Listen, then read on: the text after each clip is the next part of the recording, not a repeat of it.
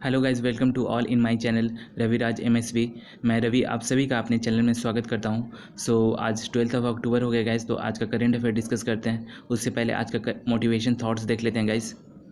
Guys, आज का motivation thought है, अगर आपको जीवन में सफल होना है तो इन 5 बातों को दिमाग से हमेशा के लिए निकाल देना गाइस। तब आपकी लाइफ झिंगा लाला जिसको बोलते हैं ना, सक्सेस होना, तो वही बात। तो पहला क्या है, मुझसे नहीं होगा। दूसरा क्या है, लोग क्या कहेंगे। तीसरा क्या है, मेरा मूड नहीं है। चौथा क्या है, मेरी किस्मत ख़राब है। पाँचवा क्या है, मेरे पास समय नहीं है। यार कैसे किसी से कुछ नहीं हो सकता है। इंडिया में छोड़ो तो पूरे वर्ल्ड में इतने महान महान लोग हैं जिनसे कुछ उनके पास न होते हुए भी बहुत बड़े बड़े कारनामा कर चुके हैं। ऐसा नहीं सोचना है कि नहीं होगा, जीवन में सब होगा।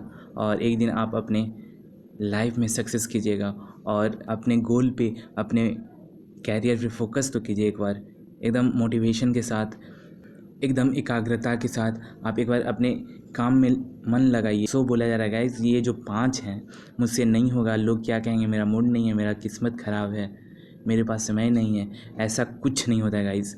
अगर आपने जिस काम को करने के लिए अगर ठान लिया, जिस पे आपका गोल है, फोकस है, अगर वो आप चाहते हैं ज़िंदगी में सफल करना, तो लाइफ में एकाग्रता, कंसंट्रेशन की बहुत ज़रूरत होती है। आई थिंक आपको समझ में आ गया होगा।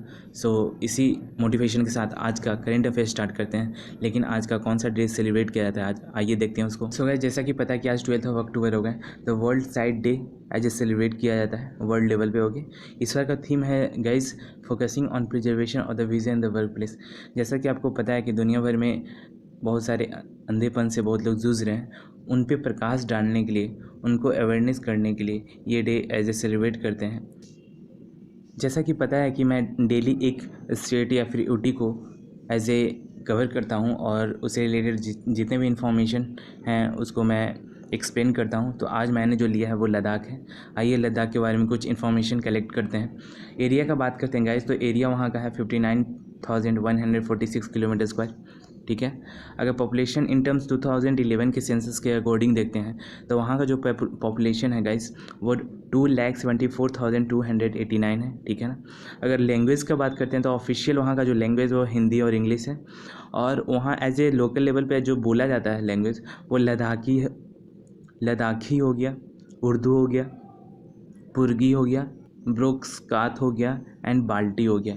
ये जो 3-4-5 जो लैंग्वेज है वो लोकल लैंग्वेज है, एज ए स्पोकन बोला जाते हैं अलग अलग कम्युनिटी में। ओके, क्योंकि आपको पता है कि एक स्टेट में एक कम्युनिटी नहीं रहता है, अलग अलग कम्युनिटी के लोग रहते हैं। ओके, अगर नेक्स्ट की बात करते हैं तो लार्जेस्ट सिटी का अगर बात करते हैं तो ले हो गया गाइस। ले लार्जेस्ट सिटी या टाउन, लार्जेस्ट टाउन बोल सकते हैं आप, ले हो गया। लेह डिस्ट्रिक्ट है, उसमें कौन कौन से रिवर एज ए कंटेन करते हैं, तो पहला हो गया Indus, Shyok, Nubra river valley. ये सब जो रिवर वैली है, इंडस, श्योक और नुब्रा, ये लेह डिस्ट्रिक्ट के इंटीरियर में पड़ता है, दैट मीन्स लेह डिस्ट्रिक्ट के अंदर आता है। ठीक है। कारगिल डिस्ट्रिक्ट में Suru river, Dras and Zanskar river valley ये as a Kargil district contain करता है। ठीक है ना। लद्दाख का इस्टेब्लिशमेंट देखते हैं गाइस कि ये जो लद्दाख था ये एज ए जम्मू कश्मीर का पार्ट था पहले, 2019 के पहले। ठीक है ना। और ये यूटी बन गया कब, 31 अक्टूबर 2019 को, जब बाइफर्केशन हुआ जम्मू कश्मीर का। 2 यूटी बन गए, जैसे कि आपको पता ही होगा, जम्मू कश्मीर और लद्दाख। ठीक है ना। लद्दाख से रिलेटेड कुछ और इन्फॉर्मेशन गेन करते हैं, हम लोग कलेक्ट करते हैं। तो लद्दाख को एज ए स्प्लिट करते हैं, दैट मीन्स लद्दाख को ला प्लस डाक एज ए तोड़ के या फिर एज ए डिवाइड करके हम लोग प्रोनाउंस कर सकते हैं। ठीक है ना। ला और प्लस दाग, दैट मीन्स इसका मतलब क्या होता है, land of the high passes. एक ऐसा लैंड जहाँ बड़े बड़े पासेस हों, बहुत बड़ा बड़ा दर्रा जिसको बोल सकते हैं गाइस। ओके, अगर लद्दाख को और क्या बोला जाता है, मालोफो। ये जो नाम दिया गया है लद्दाख को, वो किसके द्वारा दिया गया, ह्यूनसांग। आपको तो पता ही होगा कि गुप्ता पीरियड में एज ए एक चाइनीज़ ट्रेवलर थे जो इंडिया में विजिट किए थे। ठीक है ना। और उसको मालोफोक और या फिर लाल भूमि एज ए ह्यूनसांग के द्वारा ये बोला गया था लद्दाख को। ठीक है ना। बहुत इंपॉर्टेंट क्वेश्चन गाइस, अभी तक ये क्वेश्चन कोई भी एग्ज़ाम में नहीं आया है। अगर सपोज दैट अगर आ जाता है तो आपका तो बल्ले बल्ले हो जाएगा, है ना। तो ध्यान दीजिएगा, लद्दाख को और किसी नाम से भी जाना जाता है, जो एज ए वहाँ के जो लोकल लोग जो हैं वो उसको किसी और नाम से भी लद्दाख को एज ए बोलते हैं। जैसे कि मैरुअल भी बोला जाता है, द ग्रेट तिब्बत भी बोला जाता है, लिटिल बिट्स भी बोला जाता है, ठीक है ना। कंचप्पा भी बोला जाता है, जो कि लैंड ऑफ स्नो। कंचप्पा का मतलब क्या हो गया, लैंड ऑफ स्नो। लद्दाख के लिए ये तो हिस्ट्री से रिलेटेड क्वेश्चन हो गया कि ह्वेनसांग ने ये लद्दाख को नाम दिया था मालोफो, ठीक है ना, और उसको लाल भूमि भी ऐसे बोला गया था, ठीक है। लद्दाख को अगर किसी और नाम से अगर जानते हैं तो लोकल लोग लद्दाख को as a Maryul, the great Tibet, the little Tibets, Khachumpa as a land of snow. Khachumpa का मतलब लैंड ऑफ स्नो, ठीक है ना, इस नाम से लद्दाख को भी बोला जाता है। और एक और नाम है गाइस जो है रिपुल, इसका मतलब होता है कंट्री ऑफ द माउंटेन्स, एक ऐसा कंट्री जहाँ की ढेर सारा माउंटेन्स हो। एक तो गाइस ये इंपॉर्टेंट हो गया। लद्दाख से रिलेटेड जितने भी आपके टर्म्स हैं, मतलब निक नेम है, दैट मीन्स बोल सकते हैं कि लद्दाख को किसी और किसके नाम से जाना जाता है, तो वो याद रखिएगा। एक तो ये ह्वेनसांग के द्वारा बोला गया था लद्दाख को, और तो देखिए ये एक ही हो गया, यहाँ रिपीट हो गया, ओके, कोई दिक्कत नहीं। आगे देखिए फाहियान के द्वारा भी लद्दाख को किया छा बोला गया है, ठीक है ना, किया छा। फाहियान के द्वारा लद्दाख को किया छा बोला गया है, याद रखिएगा। अगर लद्दाख का अगर गवर्नमेंट से रिलेटेड अगर कुछ इन्फॉर्मेशन कलेक्ट करते हैं एज ए सेंटर पे, कितना सीट शेयरिंग रहता है लोकसभा में, तो एक सीट शेयर करता है, ठीक है ना। अगर वहाँ का लेफ्टिनेंट गवर्नर का बात करते हैं, जो कि है यहाँ आपके पास लिखा हुआ है BD मिश्रा, ओके, याद रखिएगा, बहुत इंपॉर्टेंट था। तो गाइज आइए लद्दाख के बारे में इन्फॉर्मेशन कलेक्ट किए हैं, तो उससे रिलेटेड कुछ पिक्चर भी देख लेते हैं कि लद्दाख दिखता कैसे है। सो गाइज देखिए ये लद्दाख है, कितना मस्त सीन है ना। Then we move to next slide. ये भी एक लद्दाख का पिक हो गया। सो गाइज पहला क्वेश्चन है, name of the middle east country facing war with the Hamas militant group. आपको यहाँ क्वेश्चन में बोल रहा है कि आपको एक मिडिल ईस्ट कंट्री का नाम बताना है, वो कंट्री कौन सा है जो कि हमास मिलिटेंट ग्रुप से एज ए वॉर फेस कर रहा है। तो आपके ऑप्शंस हैं, option A Russia, option B Israel, option C China and option D is Ukraine. And इसका करेक्ट ऑप्शन हो जाएगा ऑप्शन बी। जैसा कि सबको पता ही होगा कि 3-4 दिन से ये वॉर चल रही है। सो आइए इससे रिलेटेड कुछ इन्फॉर्मेशन कलेक्ट करते हैं, और ये वॉर क्यों हो रही है और किस दो के बीच हो रही है, क्या रीज़न है इसके पीछे, आइए जानते हैं कुछ। सो गाइस जैसा कि पता है कि करेंट कन्फ्लिक्ट है इज़राइल हमास के बीच, ठीक है ना। सो सबसे पहले इज़राइल के बारे में जानते हैं, ठीक है ना गाइस, फिर हमास के बारे में देखेंगे। इज़राइल जो कि एक मिडिल ईस्ट कंट्री है, ठीक है, इसका कैपिटल जेरूसलम हो गया गाइस, याद रखिएगा। ऑन द ये मेडिटेरियन सी पे एज ए लोकेटेड है, ठीक है ना। अगर ऑफिशियल लैंग्वेज का बात करते हैं गाइस इज़राइल में का, तो हेब्रियो हो गया, बहुत इंपॉर्टेंट, याद रखिएगा। इसका कॉन्टिनेंट जो पड़ता है एशिया में पड़ता है, ठीक है ना। अगर गवर्नमेंट का बात करते हैं तो पार्लियामेंट्री सिस्टम में जो कि वहाँ के जो PM हैं वो बेंजामिन नेतन्याहू हैं, ठीक है। ये इज़राइल को फाउंड किया गया था 14 मई 1948 को। इसके पीछे क्या कारण था, क्यों फाउंड किया गया था, वो भी हम लोग जानेंगे, लेकिन उससे पहले थोड़ा सा हमास के बारे में इन्फॉर्मेशन ले लेते हैं। हमास को इस्टेब्लिश किया गया था 1987 में, ठीक है ना। और किसके द्वारा हमास को इस्टेब्लिश किया गया था, शेख अहमद यासीन के द्वारा, ठीक है ना। ये हमास इमर्ज्ड हुआ था फ़लस्तीनियन से। जैसा कि आपको पता है कि जहां अभी इज़राइल एज ए कंट्री है, वहां पहले फ़लस्तीनियन लोग रहते थे, और इज़राइल एज ए कंट्री मतलब इस्टेब्लिश किया गया वाई ब्रिटिशर्स के द्वारा, वो भी जानेंगे फैक्ट क्या है। सो नेक्स्ट देखिए क्या लिखा हुआ, territory of the Gaza and the West Bank are separated from each other by Israeli territory.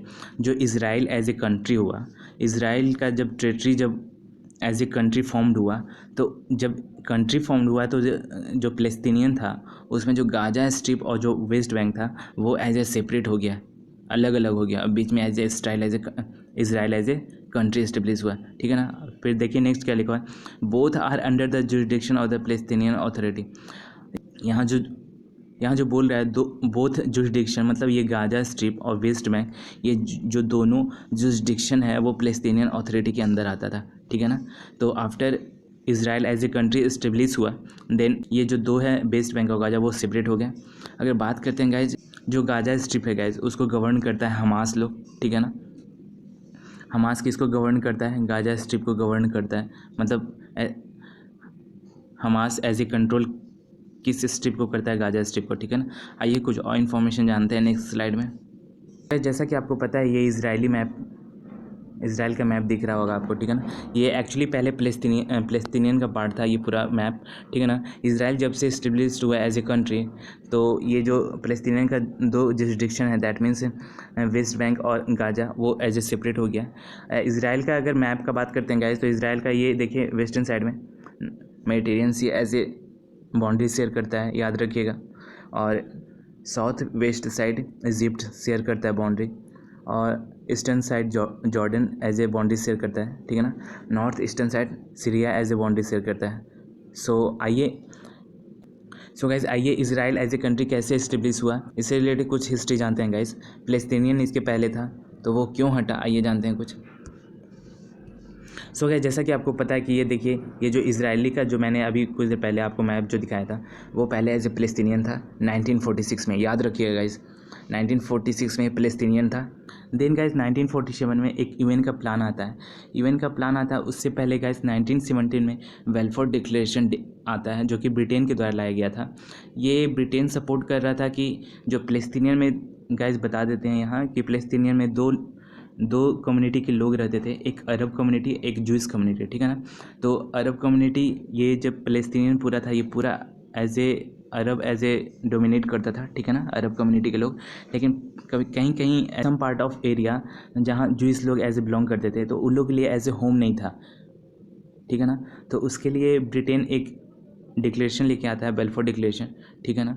और ब्रिटेन के द्वारा बोला जाता है गाइस कि ये जो प्लेस्तीनियन है, दैट मीन्स प्लेस्तीन है, इसको स्प्लिट करके इसराइल का एज ए कंट्री या फिर होम एज ए यहाँ इस्टेब्लिश किया जाए।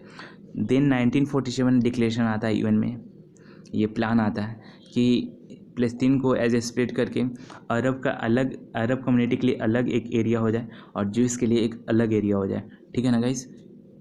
जब यूएन का ये डिक्लेरेशन आता है, यूएन प्लान आता है, तो ज्यूस के जो लोग थे प्लेस्तीनियन में, वो एक्सेप्ट करते हैं इस एग्रीमेंट को। दैट मीन्स यूएन का जो प्लान आता है 1947 में, उस एग्रीमेंट को ज्यूस लोग एक्सेप्ट करते हैं, लेकिन अरब लोग एक्सेप्ट नहीं करते हैं, ठीक है ना।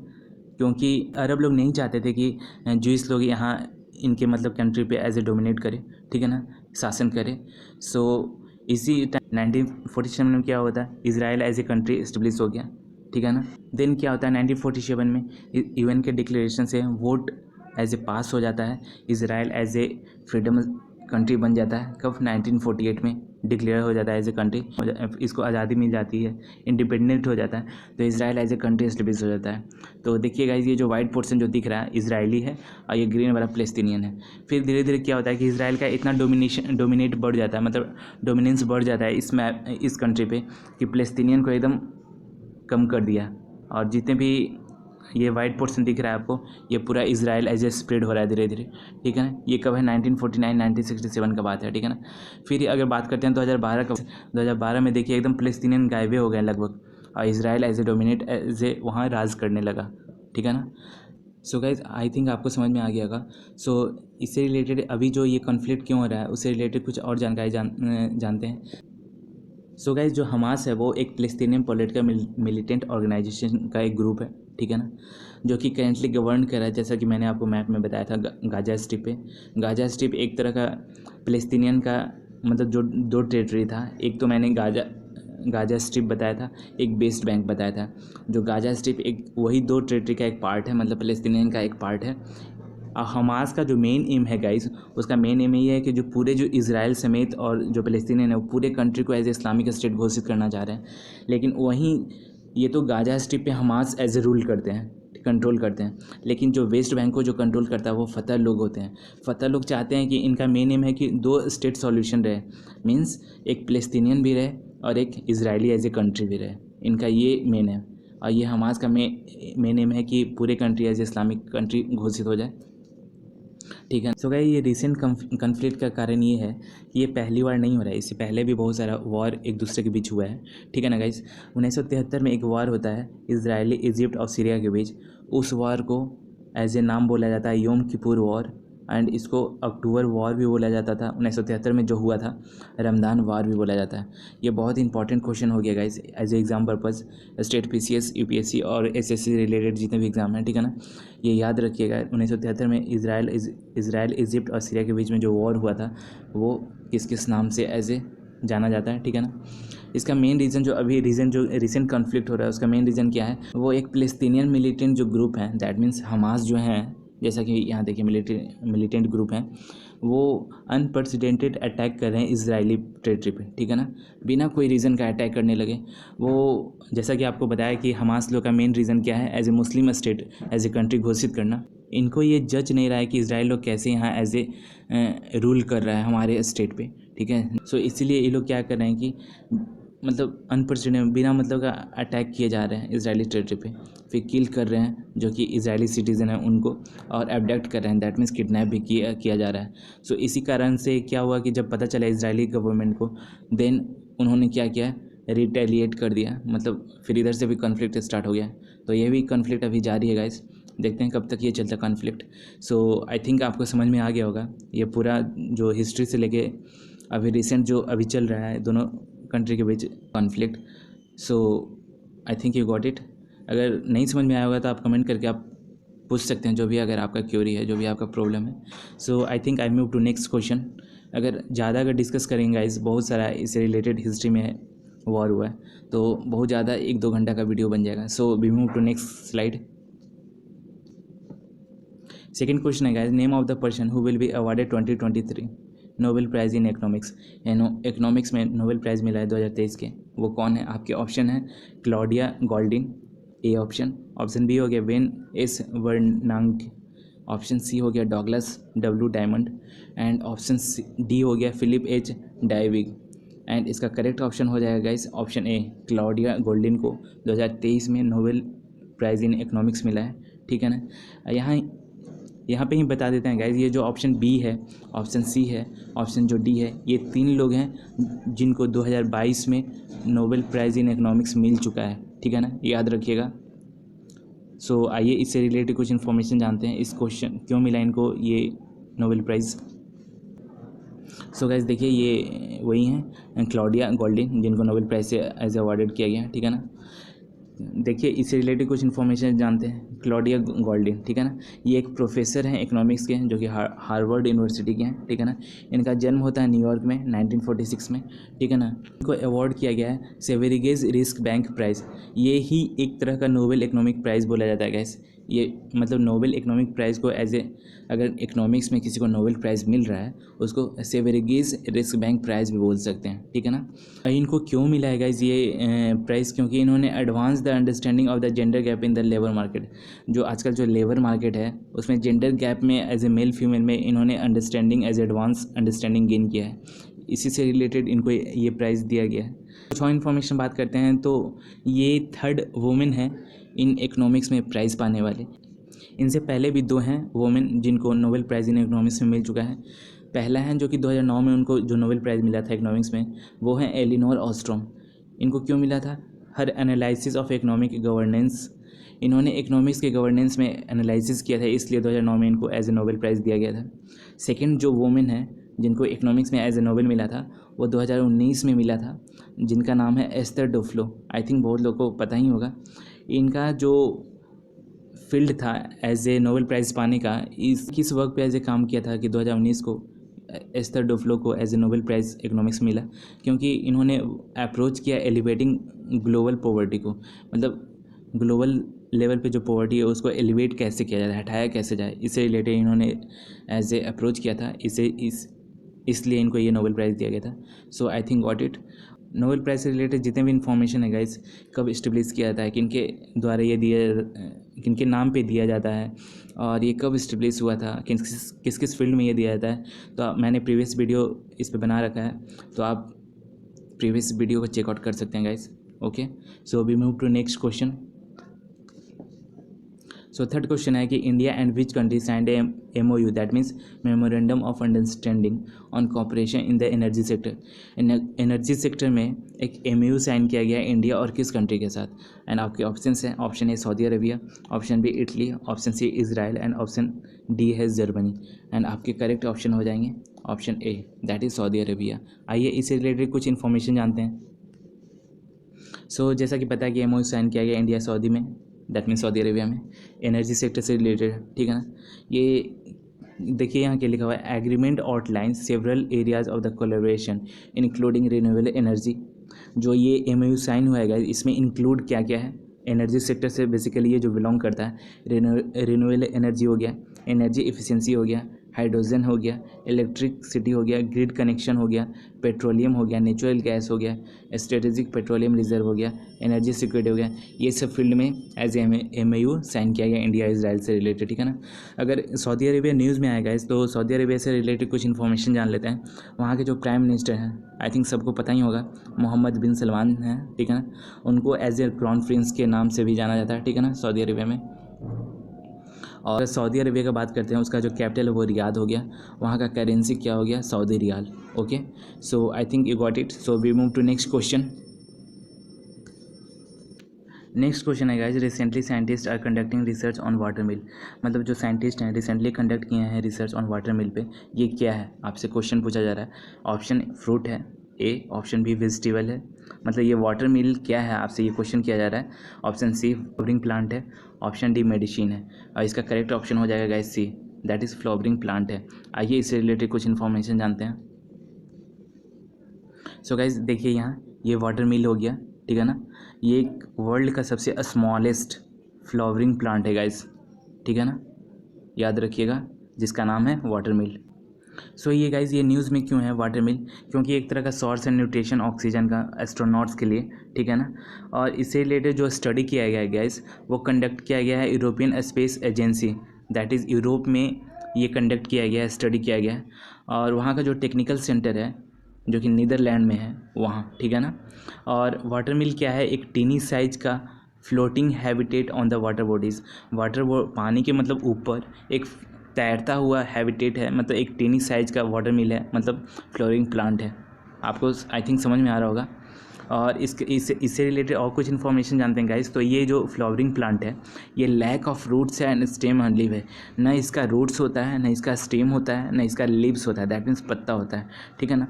सो इसलिए ये न्यूज़ में है और इम्पॉर्टेंट है क्योंकि ये सोर्स है न्यूट्रिशन का, ऑक्सीजन का। नेक्स्ट पॉइंट का बात करते हैं तो prolific producer of the oxygen, जैसा कि मैंने आपको बताया, ठीक है ना, रिच सोर्स ऑफ प्रोटीन है, ऑक्सीजन का एज ए सोर्स है। सो आई थिंक आप बस याद रखिएगा जो वाटर मिल है एक फ्लोरिंग प्लांट है, ठीक है ना। कहाँ को कंडक्ट किया गया स्टडी, कहाँ के साइंटिस्ट लोग इसे स्टडी करके रिसर्च किए हैं, यूरोपियन स्पेस एजेंसी जो कि नीदरलैंड में एज ए सेंटर है, टेक्निकल सेंटर वहाँ, ठीक है ना। बस so we move to next slide. Next question है गाइस, जो केन बेतवा जो लिंक प्रोजेक्ट है एक major irrigation project in India में है, किस दो स्टेट के बीच है। आपके ऑप्शंस हैं, ऑप्शन ए है MP UP, ऑप्शन बी है केरला कर्नाटका, ऑप्शन सी है Andhra and Orissa, and option D है राजस्थान और हरियाणा। और जिन्हें पता है आप कमेंट बॉक्स में कमेंट करके लिख सकते हैं। इसका करेक्ट ऑप्शन हो जाएगा ऑप्शन ए, MP और UP। ओके, आइए इससे रिलेटेड कुछ इन्फॉर्मेशन जानते हैं। ठीक गाइस, जो केन बेतवा लिंक प्रोजेक्ट जो है दैट इज़ KBLP, ये एक मेजर इरिगेशन प्रोजेक्ट है। किसके बीच है गाइस, MP UP के बीच है। एक रिवर इंटर लिंकिंग प्रोजेक्ट है। इसका मेन एम है कि ट्रांसफ़र करना surplus water from the Ken river. Madhya Pradesh में जो केन रिवर है गाइस, याद रखिएगा as important for exam, Ken river Madhya Pradesh में पड़ता है, UP में बेतवा रिवर है, ठीक है ना। तो जो केन रिवर से पानी एज ए ट्रांसफ़र करना है बेतवा रिवर को, ठीक है ना, क्योंकि बेतवा रिवर में एज ए वहाँ जो UP में जो बुंदेलखंड रीजन है ना गाइज, वहाँ as a drought as a पानी का प्रॉब्लम फेस किया जा रहा है। सो यही इसीलिए जो केन बेतवा लिंक प्रोजेक्ट लाया गया था कि उत्तर प्रदेश के जो बुंदेलखंड जो रीजन है उसको पानी की एज ए प्रॉब्लम फेस ना हो, सो इसलिए ये प्रोजेक्ट लाया गया है। और ये रिसेंटली न्यूज़ में क्यों है, क्योंकि रिसेंटली 6 साल के बाद इसको क्लियरेंस दिया गया है, मतलब क्लियर हो गया है, ठीक है ना। ये जो मुद्दा था, ठीक है। इसका मेन एम क्या है, टू इरीगेट करना ड्रॉट प्रोन बुंदेलखंड रीजन। जैसा कि मैंने आपको पहले बता चुका हूँ कि वहाँ जो बुंदेलखंड रीजन है यूपी में, वहाँ as a drought prone face किया जा रहा है, वाटर सरप्लस देखा जा रहा है। सो इसीलिए इस प्रोजेक्ट को लाया गया था। और उससे रिलेटेड एक डैम भी बिल्ड किया गया था गाइज, जो कि पनामा टाइगर रिजर्व के अंदर आता है। ये जो डैम है वो जनरेट करता है 103 मेगावाट हाइड्रो इलेक्ट्रिक पावर, ठीक है ना। और ये जो डैम है उसका नाम क्या है, दौधन डैम, याद रखिएगा as a exam purpose. I think आप समझ गए होंगे। सो ये कुछ इन्फॉर्मेशन जानते हैं किससे रिलेटेड, क्योंकि यहाँ पनामा टाइगर रिजर्व है, उससे रिलेटेड कुछ इन्फॉर्मेशन जान लेते हैं। टोटल टाइगर रिजर्व इंडिया में कितना हो गया, 54, याद रखिएगा, बहुत इंपॉर्टेंट है गाइस ऐसे एग्जाम के लिए, ठीक है ना। न्यू जो टाइगर रिजर्व हुआ है, दैट मीन्स जो 54th नंबर का जो टाइगर रिजर्व है वो कौन सा बना है, वीरांगना दुर्गावती टाइगर रिजर्व, जो कि एमपी में है, ठीक है ना। जो 53rd का अगर हम बात करते हैं तो घसीदास नेशनल पार्क और तमोर पिंगल वाइल्ड लाइफ सेंचुरी है, ठीक है ना। अगर 52nd का बात करते हैं गाइस तो Ramgarh Vishdhari wild life sanctuary है, ठीक है ना। आप ये कमेंट में करके बताइए कि ये Ramgarh Vishdhari wild life sanctuary ये कौन से स्टेट में पड़ता है, ठीक है ना। अगर गाइस नेक्स्ट का बात करते हैं तो NTC है, that is national tiger conservation authority, दिसंबर 2005 में लाया गया था, ठीक है ना। टाइगर प्रोजेक्ट 1 अप्रैल 1973 को लाया गया था, प्रोजेक्ट बना था, ठीक है ना। और international tiger day as a celebrate किया जाता है 29 जुलाई को, ठीक है ना, याद रखिएगा। सो गाइस कैसा लगा सेशन आप कमेंट में लिख के बताइए। और जो भी लोग इस चैनल पे नए हैं तो कृपया लाइक कीजिए, सब्सक्राइब कीजिए और खूब सारा वीडियो को शेयर कीजिए। सो फिर कल मिलते हैं और अपना ख्याल रखिएगा। Thanks for watching.